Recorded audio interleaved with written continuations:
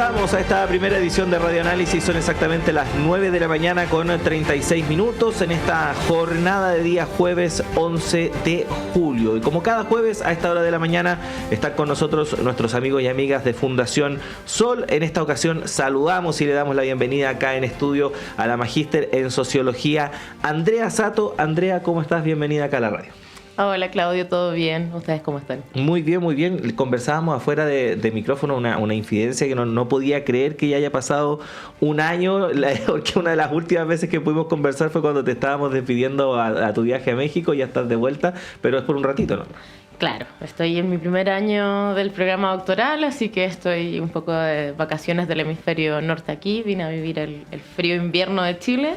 Pero ya me voy, así que vamos a estar ahí las próximas veces que nos encontremos, probablemente sea online. Sí, siempre cerca. Así es, sí. Y bueno, aprovechemos entonces esta instancia que tenemos para compartir acá en estudio para hablar de un tema que obviamente no es muy agradable, en el sentido de que genera mucha discordia, mucho debate, y para muchas personas es un verdadero problema, sobre todo en términos económicos. Estamos hablando del crédito con aval del Estado, y en ese sentido en Fundación Sol se hizo una actualización de este estudio que constantemente van ahí, valga la redundancia, actualizando con datos, endeudar para gobernar y mercantilizar, el caso del CAE, en esta ocasión en su edición 2024, y que trae novedades que en cierta forma ya la hemos estado conversando antes, pero que quedan más patentes en este estudio. Sí, Claudio, efectivamente este estudio, lo que hacemos desde Fundación Sol es pedir datos por transparencia, principalmente a la Comisión Inicia, para poder observar el desarrollo de los deudores educacionales vinculados al crédito con aval del Estado. Y las cifras finalmente son decepcionantes y bastante deprimentes cuando lo observamos en una perspectiva más histórica y de largo plazo, ya que lo que estamos viendo es que las personas que accedieron al crédito con aval del Estado hoy día están no solo en peores condiciones, sino que ha aumentado la morosidad. Por ejemplo, desde que hacemos este estudio, hemos observado que la cantidad de morosos totales casi se ha doblado, ¿no? Hoy día, por ejemplo, tenemos que observar distintas categorías de las personas que tuvieron el CAE como en un momento beneficio, ¿no? Lo primero es entender la morosidad total del sistema. Hoy día hay un 64% de morosos general de personas que tienen el CAE. Esto se profundiza y se agudiza cuando vemos, por ejemplo, personas que desertaron de sus carreras, que tuvieron el CAE, que hoy día están con esta deuda universitaria, pero nunca terminaron sus carreras, y ahí la morosidad aumenta casi en un 88%, ¿no? Uh-huh. Entonces, lo que estamos viendo es que el sistema del CAE, de un tiempo a esta parte, por ejemplo, desde que podemos hacer este estudio, que es desde el 2016, con las cifras para el 2017, es que la morosidad total era de un 30% y hoy día vemos que es un 50%, un 57%. Entonces, insisto, se duplica la morosidad general en torno a las personas que suscribieron al crédito con aval del Estado, y lo que vemos en panorama general hoy día es que las personas que están morosas y además desertaron de sus carreras son las personas que están con una mayor vulnerabilidad en torno a los temas de deuda. Esto lo que observamos principalmente es que finalmente el CAE ha sido un mecanismo no solo de mercantilización de la educación, sino que también de precarización permanente a quienes también se les invitó a formarse en la educación superior, en los centros de formación técnica o en los institutos profesionales, con una expectativa de ascenso social, pero eso claramente está vedado en un contexto donde tienes una deuda que vas arrastrando, ¿no? Uh-huh. Ahora, Andrea, cuando se habla en torno a la posibilidad de condonar el CAE o avanzar en fórmulas que efectivamente entreguen una solución a ese problema, siempre se pone sobre la mesa el alto costo que esto podría significar para el Estado. Pero si nos ponemos a ver las cifras, ya el CAE es un costo tremendo para el Estado. ¿Cómo eso se refleja en el estudio? Esto tiene que ver con la relación y el involucramiento profundo que han tenido los bancos con el crédito con aval del Estado. Acá, para quienes nos están escuchando, la estructura general del crédito con aval del Estado es claro, el Estado se convierte en el aval del estudiante que está postulando o está cursando su carrera en la educación superior, pero el aval, el Estado lo que hace es ser un aval para la banca, para los ciertos grupos, no solo económicos, sino que para la banca, ¿no? En ese sentido, hay que tener también bien en claro que son 3 los bancos principales que están vinculados a los créditos con aval del Estado, que concentran el 85% de los créditos con aval del Estado, que son el Banco Itaú, el Banco Estado y el Banco Scotiabank. Estos 3 bancos lo que han hecho principalmente es vender la cartera de deudores a el Estado. Y el Estado ha recomprado esa cartera de deudores. ¿Por qué? ¿Cuál es el objetivo, no? Para que los bancos se involucraran en el negocio de la educación, tenía que haber un mecanismo que los beneficiara y claramente que hiciera atractivo este negocio para los bancos. Y lo que hizo el Estado fue prometerles que les iba a recomprar la cartera, parte de la cartera de deudores. Lo que pasa es que, claro, en estas negociaciones que se han hecho entre el Estado y la banca, las recompras de la cartera de deudores de los deudores del crédito con aval del Estado se han hecho a sobreprecios que no estaban dentro del acuerdo original. Y este sobreprecio hace que el fisco haya gastado más de casi 450.000 millones por la compra de créditos y con recargos por esa recompra de más de 110.000 millones. Y esto implica lo que estabas comentando, Claudio, ¿no? Como es una política que básicamente se puede igualar a los montos de la condonación para hoy día lo que se está discutiendo de los deudores y deudoras del crédito con aval del Estado. Entonces, lo que vemos es que es una política que privilegió a los bancos gracias a la recompra y a los sobreprecios de la recompra por la cartera de deudores por parte del Estado, y además que es una política pública que ha hecho gastar muchísimo dinero al fisco, que finalmente no tenía ningún tipo de objetivo, porque hoy día podría haberse instalado la gratuidad en el momento en que el movimiento estudiantil lo estaba solicitando, con costos bastante similares. Hoy día podríamos tener una política de condonación total del CAE, sin estas categorías que ha pronunciado el gobierno, a las que se ha aventurado el gobierno de que se priorizaría solamente a las personas que estuvieran al día, ¿no? Que son, claro, una parte, no alcanza a ser el 20% de las personas que hoy día tienen el crédito con aval del Estado. Ahora, Andrea, para entender un poco el escenario, ¿no? Porque efectivamente esto que a todos luces es un problema para los deudores, partiendo para el Estado por el desembolso de recursos que se tiene que hacer para poder cubrir con esto.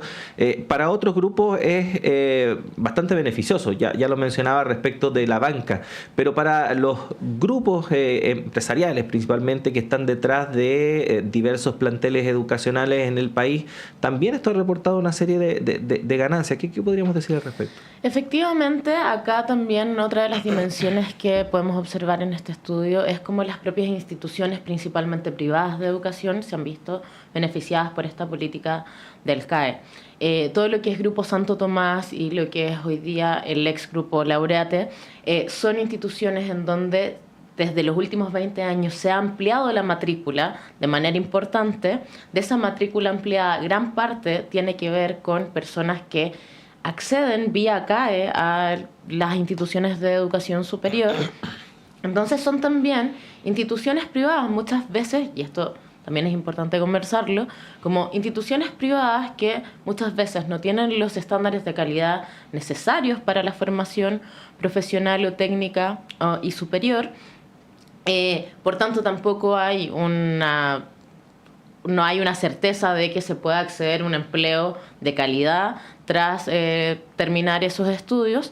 Pero además lo que vemos es que es un aumento de matrícula totalmente inorgánica, ¿no? En donde no está vinculado a un modelo un modelo laboral en Chile donde finalmente no se están generando la cantidad de empleos necesarios para la cantidad de profesionales que se están formando. Y en eso, estas instituciones de educación superior se han beneficiado de un modelo en donde el Estado garantiza, y en complicidad con los bancos, que se vaya a pagar los aranceles por ciertos estudiantes, pero sin tener la certeza ni de la calidad de la institución a la que se está accediendo y tampoco la certeza de que al egresar de esas instituciones puedan haber empleo. Esto también es muy importante en el marco donde muchas de estas instituciones que se han visto beneficiadas por el beneficio del CAE vía bancos y vía Estado, son muchas también de las universidades, centros de formación técnicas o institutos profesionales que han sido investigados por temas de corrupción o temas de lucro, ¿no? Uh-huh. Andrea, bueno, estamos conversando con Andrea Sato, magíster en Sociología, investigadora de Fundación Sol, a propósito de esta actualización que se ha hecho del estudio Endeudar para Gobernar y Mercantilizar, el caso del CAE, en su edición 2024. ¿Qué podemos decir respecto de los territorios? Porque ustedes también han podido identificar en qué zonas de nuestro país, qué regiones se concentran la mayor cantidad de deudas y cómo eso dialoga también con la realidad socioeconómica de cada uno de esos territorios. Bueno, efectivamente, en donde encontramos mayores niveles de deuda a nivel de comparación es la región de Arica y Parinacota, y después vienen regiones clásicas empobrecidas en Chile, ¿no? Observamos el Biobío, la Araucanía, que también son parte de este ranking de las comunas en donde se encuentra la mayor cantidad de endeudados y morosos por concepto del CAE. Y esto claramente tiene una vinculación directa con en donde las comunas donde no se están generando empleo, pero también donde los niveles de ingresos son medianas salariales mucho más bajas y principalmente donde son comunas y territorios y localidades muy empobrecidas, ¿no? Esto también tiene su correlato en el Gran Santiago, donde observamos que, por ejemplo, las comunas de San José de Maipo, Los Pejos, San Ramón, La Pintana, son quienes encabezan este ranking donde hay mayor cantidad de deudores y morosos por concepto del CAE. Y claramente esto se relaciona directamente con que el mayor nivel de morosidad se concentra, por ejemplo, en los centros de formación técnica, donde también acceden personas de niveles socioeconómicos más bajos y que finalmente, con esta promesa de la formación universitaria o la formación técnica, buscan el ascenso social. Finalmente, lo que vemos es que muchas veces, en vez de encontrar empleo, lo que cargan es una mochila de deuda. Y esto no podemos como dejar de desvincularlo de todo el proceso de la segregación que hay en la propia educación, ¿no? Entonces, son personas que vienen de educación primaria o secundaria mucho más precaria, con menos herramientas, menos habilidades, que no pueden acceder, por ejemplo, a universidades o centros de formación técnica o institutos profesionales de mayor categoría, principalmente por este modelo también segregado que tenemos por las pruebas de selección.